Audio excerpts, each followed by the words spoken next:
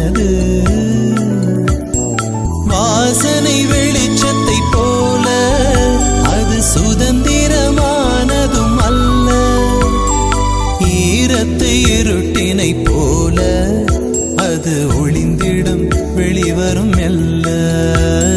ரகசியமானது காதல், மிக மிக ரகசியமானது காதல். முகவரி சொல்லாமல் முகம் தனை